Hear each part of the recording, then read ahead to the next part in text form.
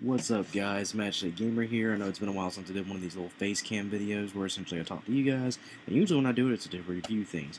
In this case, I am reviewing a little figurine that my wife got, or statue really, of Future Trunks, specifically after he got out of the time chamber, which is why he has the ponytail seen here depicted. Now, this figure is arguably probably going to be the smallest one I've ever reviewed to date. I don't know.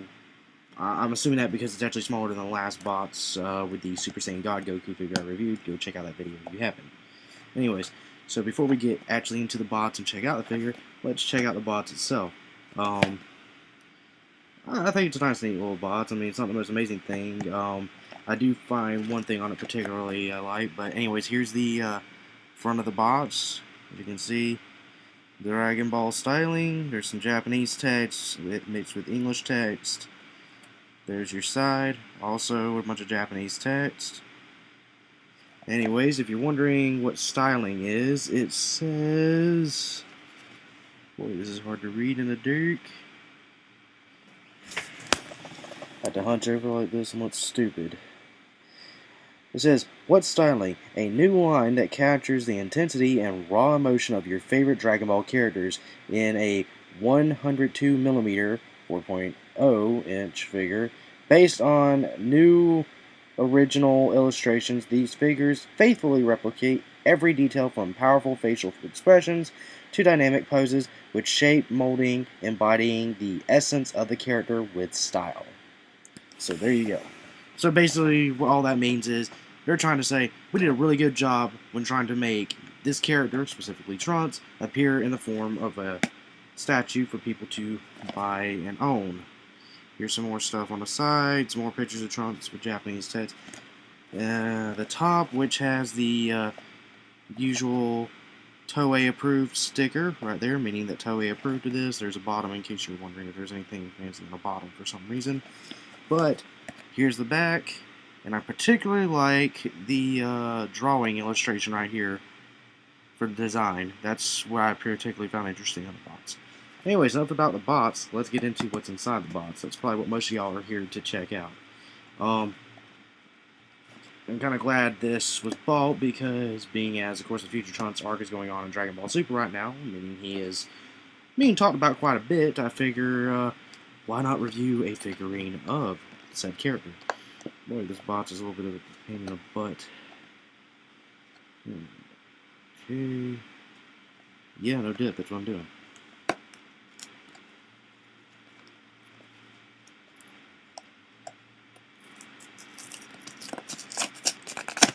There we go. Finally. Alright. Getting in here.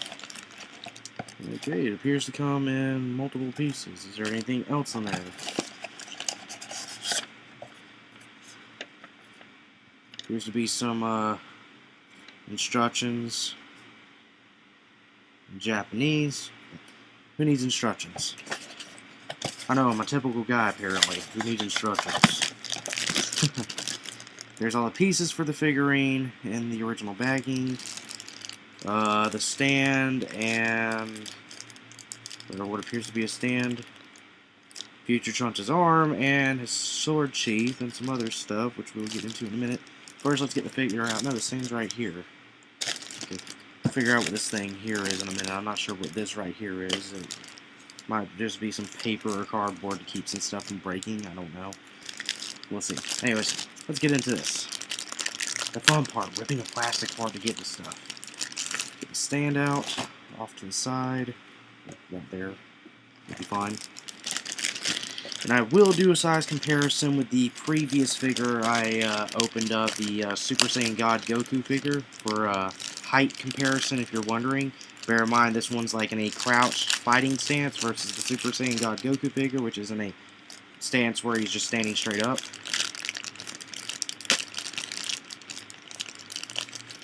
So, there's that.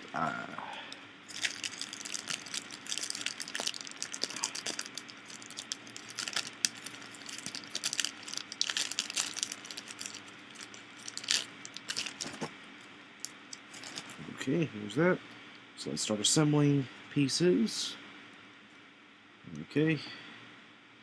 Oh, he has two different hands he can attach. He can attach this one, as seen here, gives him this stance. If you're wondering what he looks like. Okay, hold on now. Now I need to find his stand here. We're going to stand on.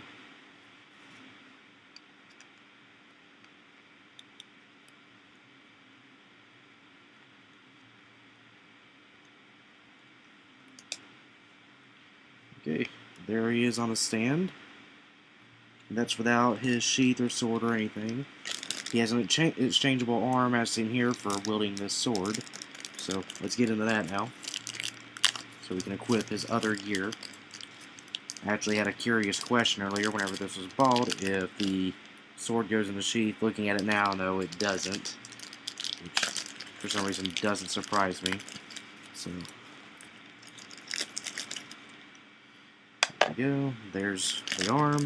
If you heard that whenever I sat down on the computer, I apologize.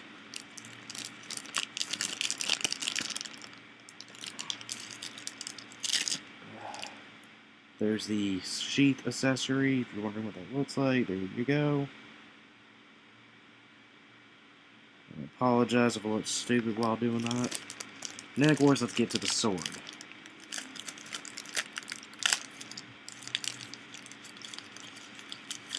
Alrighty. And here's Trunks' sword.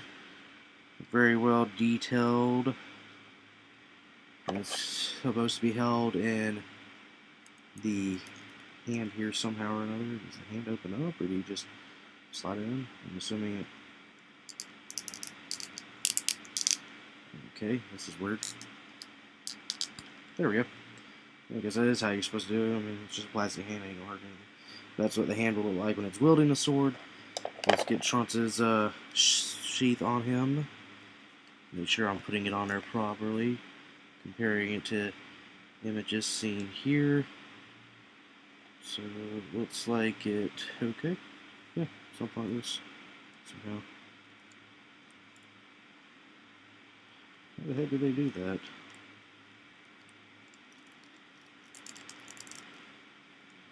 Yeah, this is going to be a bit of a pain in the rear, apparently. But we'll figure it out.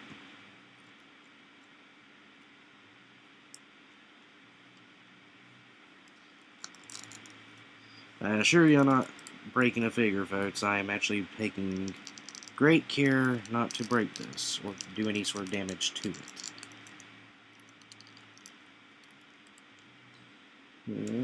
Let's look at those Japanese instructions just to make sure. Even though I can't read them because they're in this. Oh, okay. Yeah, that makes more sense now. Don't be stupid, read instructions.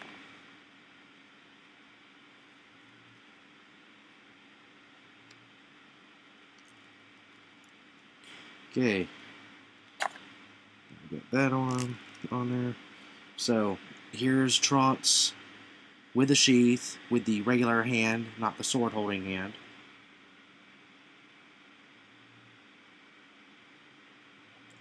Okay, and now we're going to change out the hand.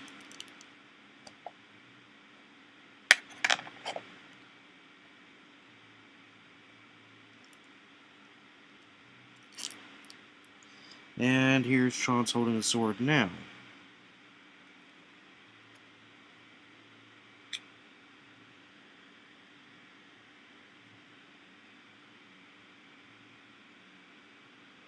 I personally think it looks nice. I think it actually looks better with the sword, but this is my wife's figure, so it's entirely up to her which arm is equipped and what it wields.